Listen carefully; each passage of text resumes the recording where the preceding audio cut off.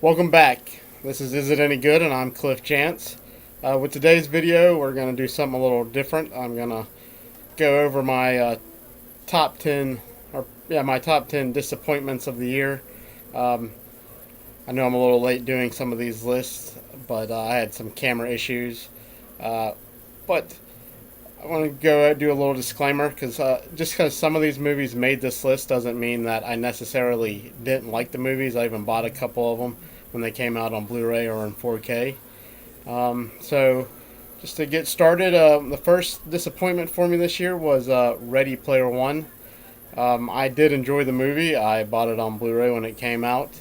It was just one of those things that I enjoyed the book a great deal, and when the movie came out, they changed some stuff from the book that I was really looking forward to seeing in a movie form.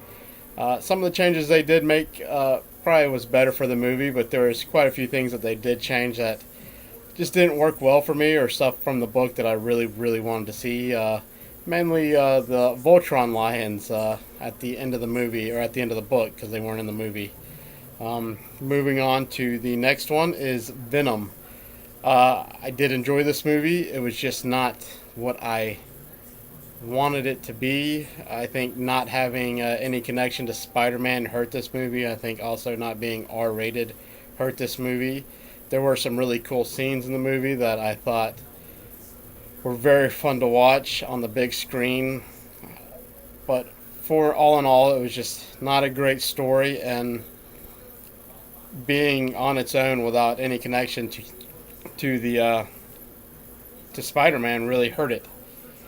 Next up is Equalizer 2. I really enjoyed the first movie. This one had some cool action scenes and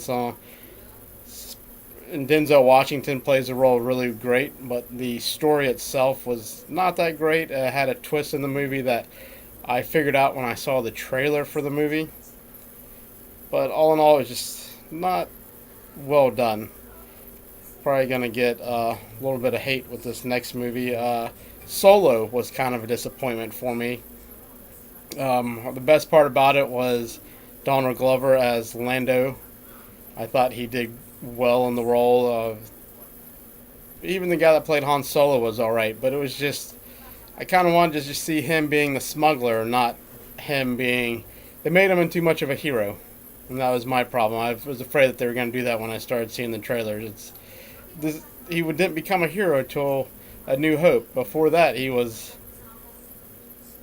a smuggler and probably a douchebag.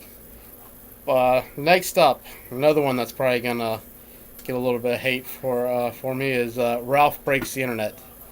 I did enjoy this movie. I thought it was very fun to see in theaters. You didn't need to see it in 3D though. Just for me, I didn't live up to the first one as well as I was hoping from seeing the previews and everything. They kind of went too far away from the video game element for me. In fact, that was parts that I enjoyed the most of this movie were the video game and not so much some of the internet stuff.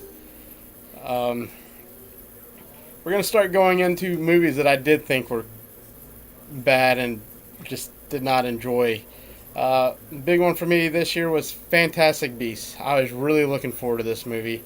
Each trailer that came out made me more and more excited for it. And it just did not deliver for me.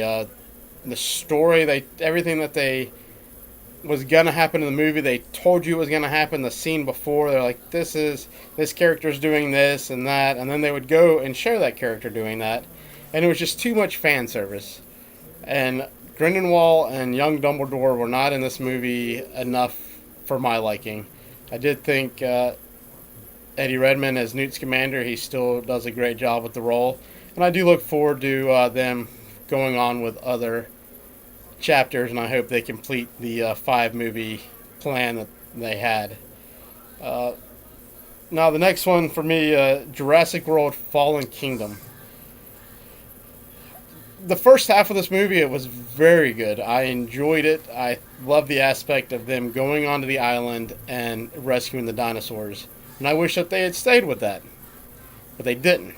They came back to the mainland, and then it became this ridiculous like almost like a bad James Bond villain feel to it. It was just this secret lab in this house, and then they brought in this really stupid twist with cloning that was just.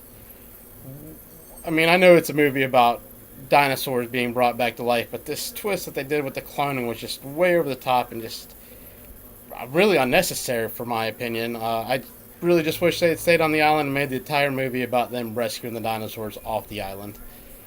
Next up is Pacific Rim. This movie is it was just terrible. Nothing good about this. Even the actors that I've seen in other movies that are good actors, they were terrible in this movie. The story was terrible. It gave you a stupid twist with Charlie Day at the end of it, and the overall story was just all it was a way to just show us gigantic robots fighting monsters on the big screen. Up next is Tomb Raider. Tomb Raider just falls into that video game curse. I guess it's impossible to make a good video game movie. She did all right as Lara Croft, but for the most part, the story was generic. Everybody else's acting was generic. One guy from Justified, Walt, I can't think of his first name right now, but he was great in Justified, and everything else he's just been kind of a caricature of a human being, I feel like.